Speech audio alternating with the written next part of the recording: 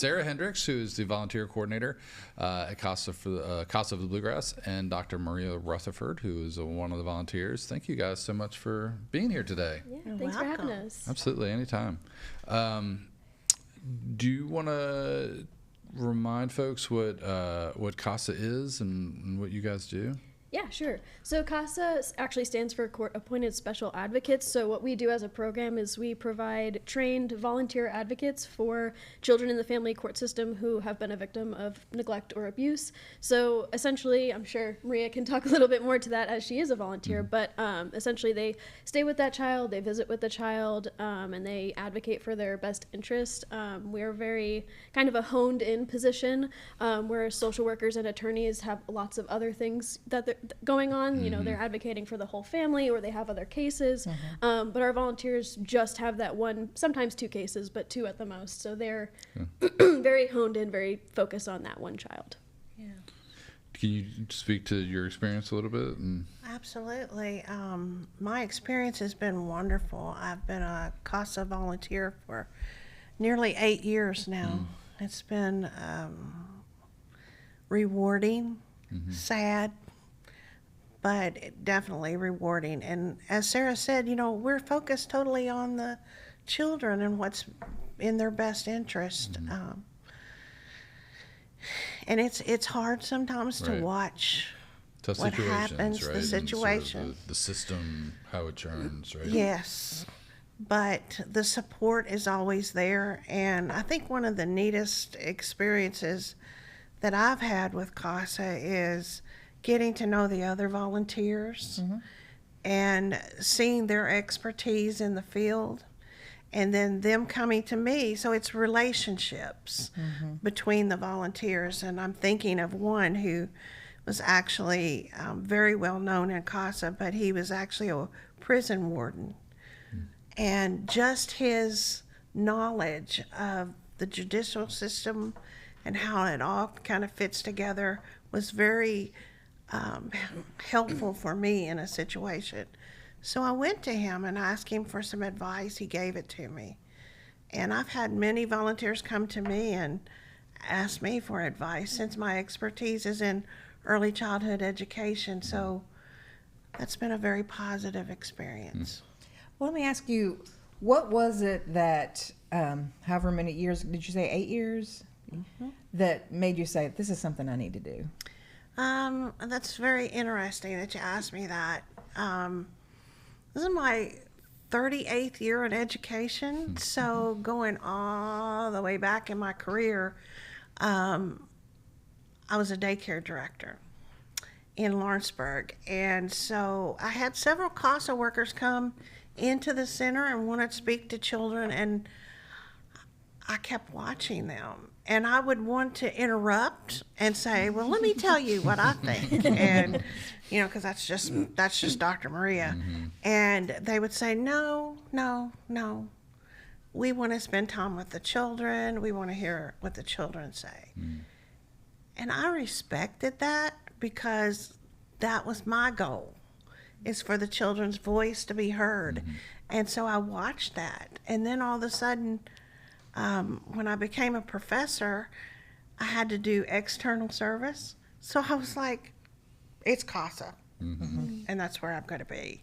And that's where I've been since. So you mentioned that, you know, it can be hard sometimes, right? Some of these situations. But obviously you keep coming back. You know, you find it rewarding to help these kids through the process.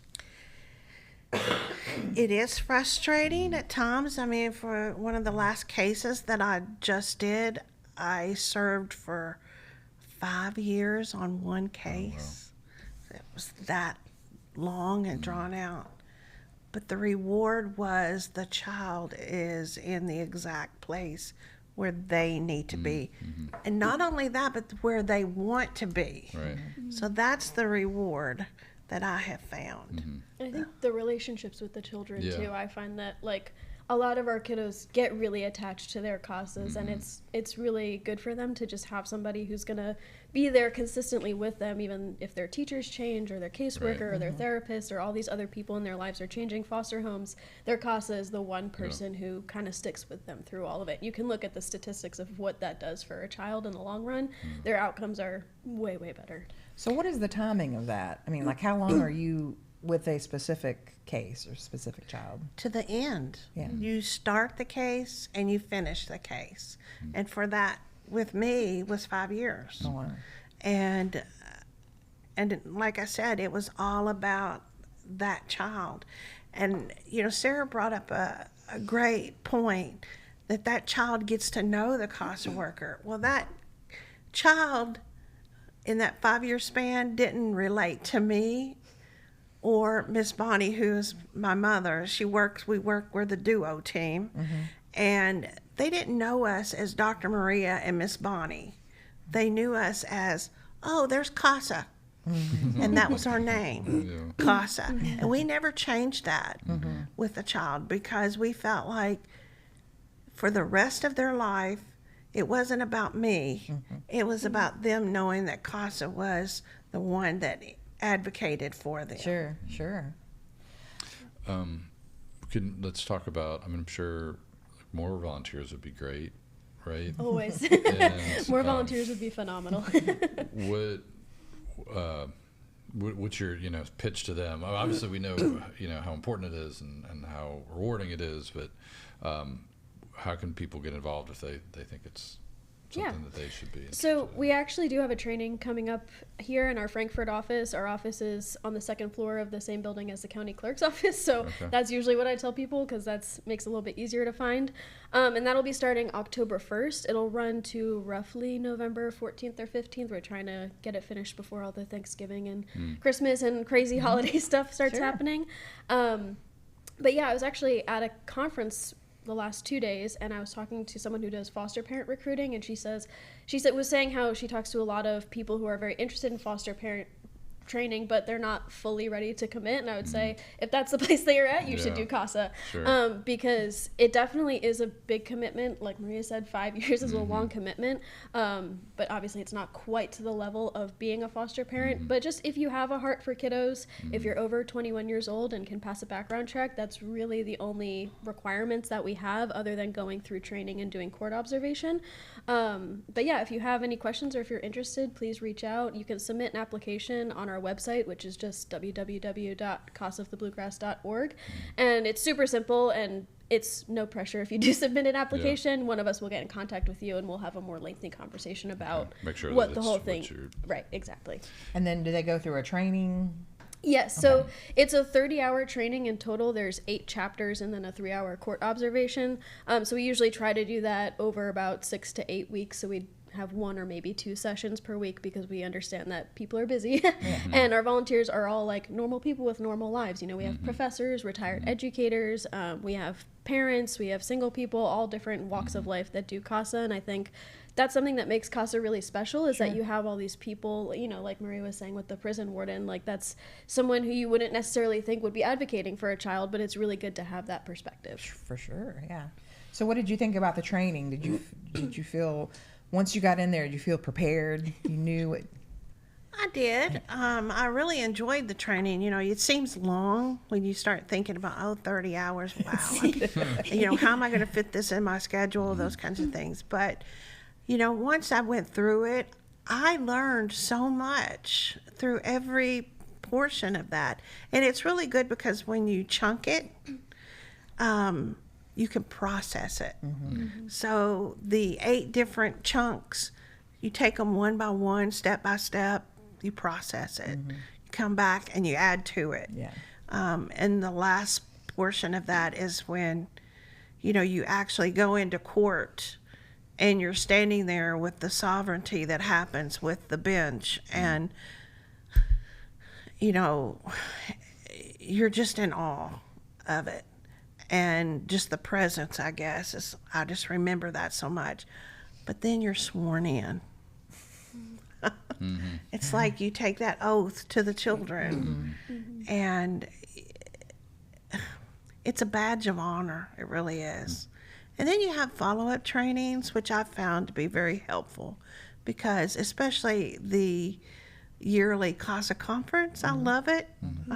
It's just a time for me to just sit all day and unwind and listen and learn, and then also to get to know my other CASA volunteers and build those relationships. So It's definitely all about relationship. I think that's a big part of it. Relationships with other volunteers, relationships with your kiddos, relationships with the caseworkers that you work with. It's all just about coming together as a community, really, and having this, kind of official, semi-official role of people who don't necessarily have a background in child welfare or the legal system. Some people do, but some people don't. But they're still all kind of on the same footing, advocating and working towards the same goal. Yeah. That's supporting the children. Right. yeah. So if you're interested and you think you might want to go through this volunteer process, reach out to you guys. You've got 3 weeks at least until the start of the training to get everybody in place and get started.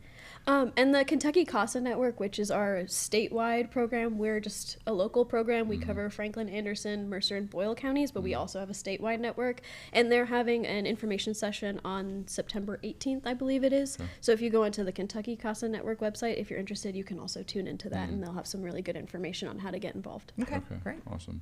And once you get not to get too deep in the weeds, but once you're kind of into it and you're doing it, what is the commitment? As far as time, I mean, it kind of depends, right, on how the case proceeds, or not in the length, but like 5 hours a week, 10 hours a week. I guess there's some weeks maybe where you're not spending much time, or others where you spend more. I look at it like this. Have you ever put a crossword puzzle, or not a crossword puzzle, but a picture puzzle together, and you didn't have a picture of the puzzle? Okay. That's exactly what CASA is. That's a good way to put it.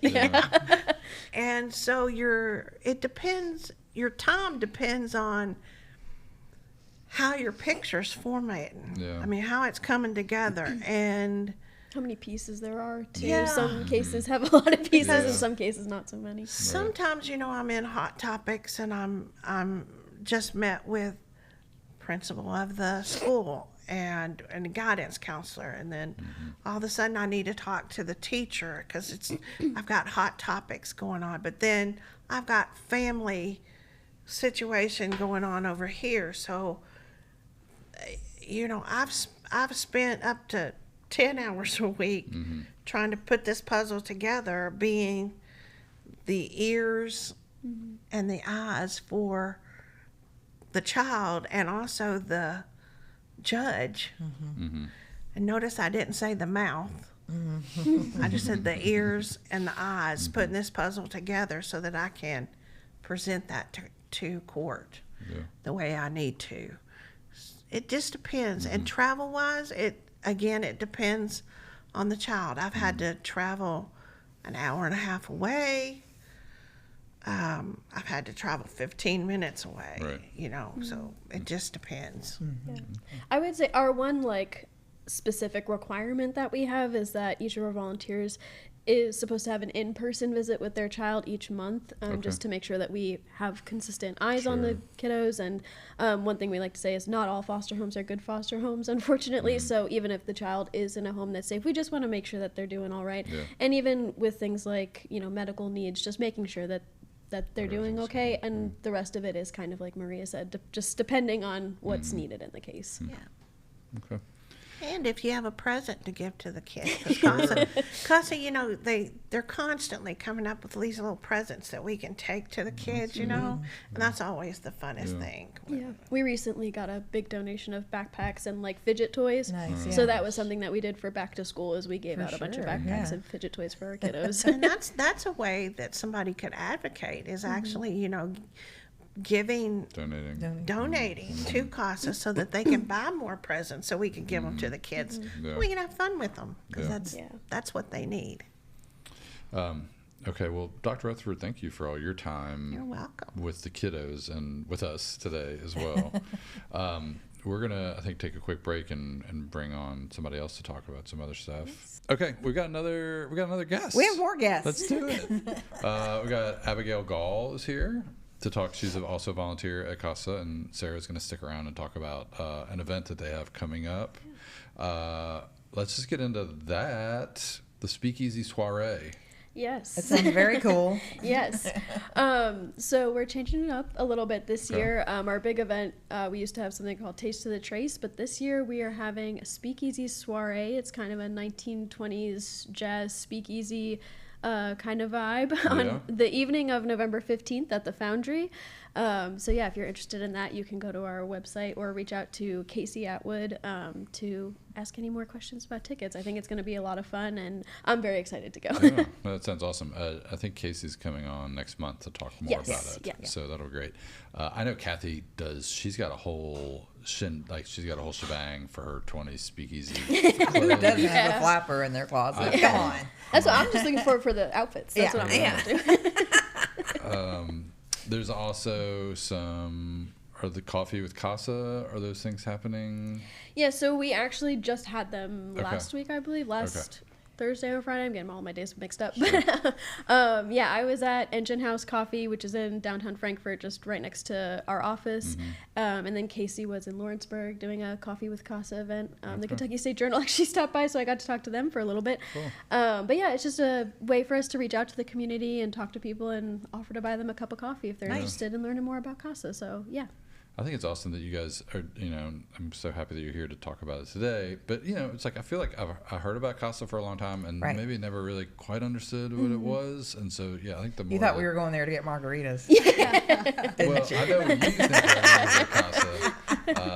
But, yeah, just the more people hear about it and they're like, oh, and maybe getting them used to the idea of doing this thing, right? And being like, oh, maybe I could do that. Like, it's not quite so overwhelming or scary, right? It's true. Let's bring on Abigail to talk about what your experience has been like as a volunteer. How long have you been?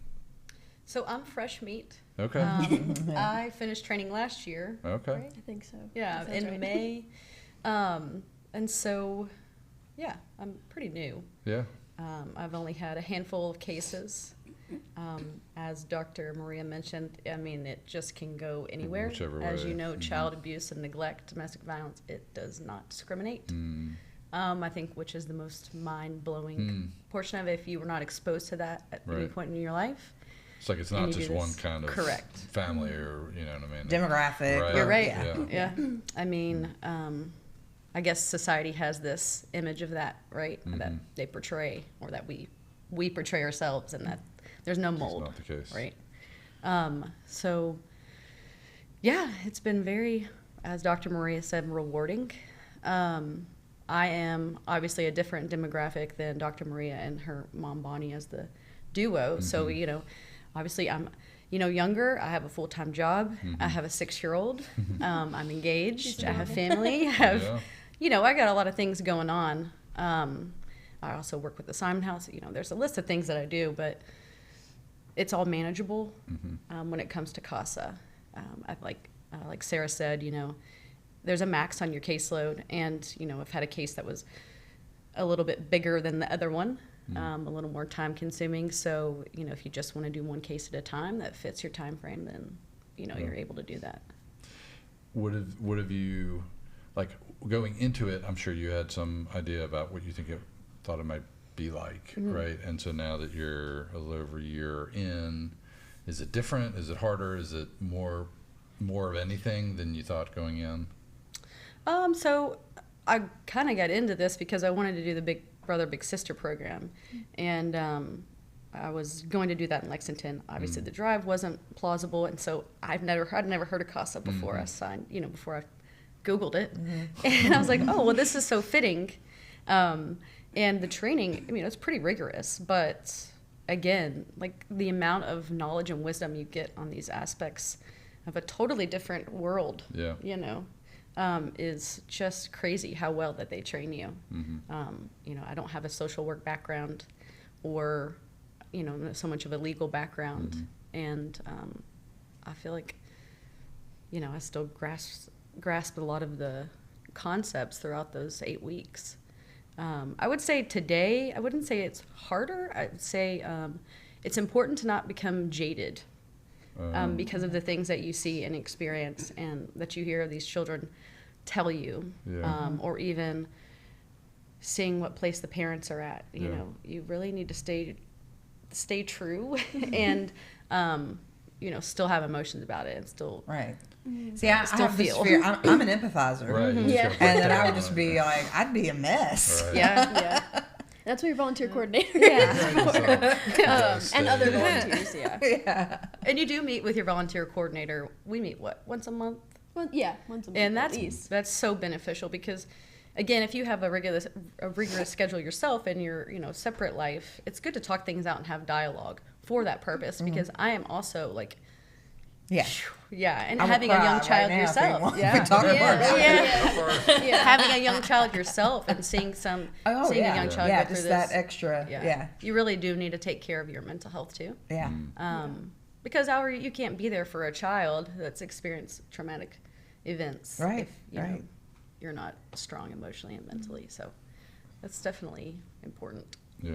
And we actually are, I know I told you I didn't have anything else to No, mention, please. but we are planning a volunteer appreciation event that will Okay. be kind of a duo board appreciation event. Our board of directors are all also volunteers, so we want to have an event to just kind of say thank you to all of them and, you know, to build that community of our volunteers because I think it can, like Abigail said, feel kind of lonely when you're out there all by yourself, but making sure that everybody has those connections, we can all I think that's talk a to each great other and idea. vent and Yeah. It was really fun last year. That definitely sounds like a kind of a consistent part of this is that you're not alone when you're going out there to do that. Right. You really have a big support Community network, of support. Yeah, for sure. CASA. Well, it could be intimidating. You Yeah. know, some of these situations, you know, it could be very hostile, and you're going in to, like Dr. Marie said, eyes and ears. And not every family is going to be accepting of that, Yeah. right? I mean, Right. it takes a lot to allow somebody a stranger into your home, Right. much less discuss a situation that's kind of put on That's already like, Yeah. public, Right. you know, blast. So, you know, that's intimidating, but fortunately, the training helps, and you always have somebody to talk to. I mean, thank goodness for Sarah. She keeps me on track. She's really great at her I do job. my best. Okay, and then the last thing I have on here is about a golf scramble. Do you want to get in, is that the Yes. thing you want to talk about? That'll be October 13th and Okay. 14th at Old Bridge. Okay. So, yeah, In Danville. in Danville, yes. It's the Eddie Montgomery and Friends Yes. Charity Golf Scramble Oh, okay. concert. Sounds like fun. Okay, anything else you want to touch on, either of you Oh, there he guys? Well, we need volunteers, and Yeah. it takes, Yeah. like Sarah said, it takes all walks of life. You know, if you're trying to find a way to give back, I think that this is a very important role you could play in your community, and it just takes one person to change someone's life. Yeah. Yeah. And even if you don't feel like you can fully commit to being a volunteer right now, I would say still reach out. We definitely have other things. We're always putting together little goodie bags for our kiddos or having tabling events. So Sure. even if you can't fully commit to being a volunteer, because Yeah. obviously that is a big commitment, if you're interested in helping us out at all, please reach out and I'm sure we'll be able to find something for you. Right. Well, thank you guys so much for coming in. Abigail, thank you for Thank you your all. volunteering. Yes, at this thank you. This awesome thing. And Sarah, thank you for all your work. And y'all come back anytime. We'd love to have you talk more sure. about it and keep educating folks on it. Yeah, thanks for having us. So as a reminder on the training, you want folks to visit your website to Yes. reach out. www.casaofthebluegrass.org, and then there should be a little link if you click get involved and apply to be a volunteer. Okay. It's a super simple application. It's basically just your name and contact information, and then Yeah. that just gets you in our system so that you're on our radar, and someone will reach out in the next couple days. Okay, awesome. Well, thank you guys so much. Enjoy Thank you. the rest of your day, and hopefully this wasn't too painful. This is great. That was great. Thank you all so much for Yeah. being Thank here you. today and then again for the work that you Yeah, do. thank you. Thank you.